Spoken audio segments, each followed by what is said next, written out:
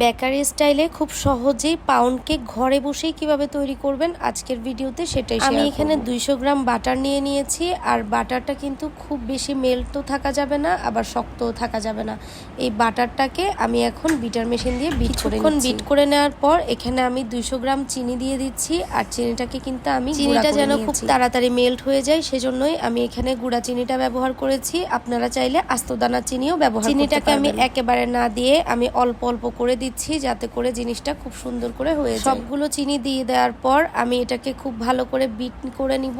এরপর এটা যখন একটা ক্রিমি টেক্সচার চলে আসবে আর চিনিটা যখন খুব ভালো করে মেল্ট হয়ে আসবে তখন আমি এখানে একটা একটা করে ডিম ব্যবহার করব। আমি এখানে 4টা ডিমের ব্যাটার তৈরি করছি কারণ আমি আজকে এখানে 2টা কেক তৈরি করব। আপনারা যদি একটা কেক তৈরি করেন সেক্ষেত্রে সব উপকরণ আমি কিন্তু এখানে 4টা ডিম একত্রে দিয়ে দিই নাই। আমি ডিমগুলোকে একটা একটা করে দিচ্ছি আর একটু একটু করে বিট করে নিচ্ছি। এভাবেই 4টা ডিম একটা একটা করে দিয়ে অল্প অল্প করে বিট করে নিব। সবগুলো ডিম দেওয়া হয়ে গেলে আমি এখানে আমার পছন্দ মতন ফ্লেভার দিয়ে দিব।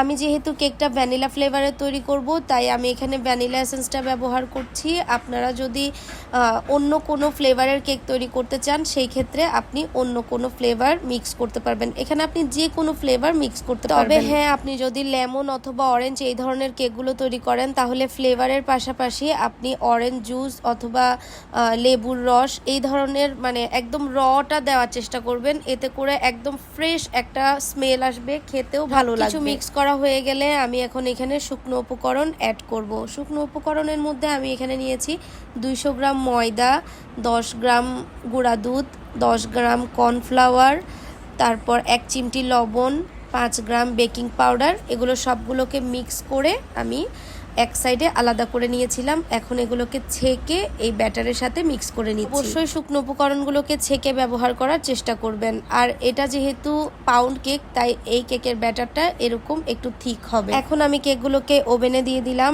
170 ডিগ্রি টেম্পারেচারের মধ্যে আপ ডাউন হিট অন রেখে আমি এটাকে 40 মিনিট ধরে বেক করে নিব। পাউন্ড কেক হতে একটু বেশি সময় লাগে, অন্যান্য কেক আমাদের 20-30 মিনিটের মধ্যে হয়ে যায়, কিন্তু পাউন্ড কেকটা একটু সময় লাগে বিদায় 40 মিনিট টাইম লাগে। এই তো 40 মিনিটসের মধ্যে কিন্তু আমার কেকগুলো খুব সুন্দর করে হয়ে গিয়েছে। এখন আমি এগুলোকে কাট করে নিব। আর এগুলো গরম থাকা অবস্থায় আমি এখানে সুগার সিরাপ দিয়ে নিয়েছিলাম, যে ভিডিওটা আমার স্কিপ হয়ে গিয়েছে। তো এই কেকটা ঠান্ডা হওয়ার পর আমি কেটে দেখাচ্ছি। আর যে কোনো কেক কখনোই গরম গরম কাটবেন না, কাটলে কিন্তু মানে গরম অবস্থায় কাটলে কিন্তু কেক ভেঙে যায়, তাই কেকটাকে ঠান্ডা করে প্রসেস ফলো করে আপনারা এই কেকটা চুলাতেও তৈরি করতে পারবেন। স্বাদে কিন্তু কোনো পরিবর্তন আসবে না। আমার আজকের এই পাউন্ড কেকের রেসিপিটা আপনাদের কাছে কেমন লেগেছে অবশ্যই ভিডিওতে কমেন্ট করে জানাবেন। আর এরকম সুন্দর সুন্দর রেসিপিগুলো দেখতে চাইলে অবশ্যই পেজে ফলো দিয়ে সাথেই থাকবেন। আজকে এখানেই বিদায় নিলাম। সবাই খুব ভালো থাকুন। আল্লাহ হাফেজ।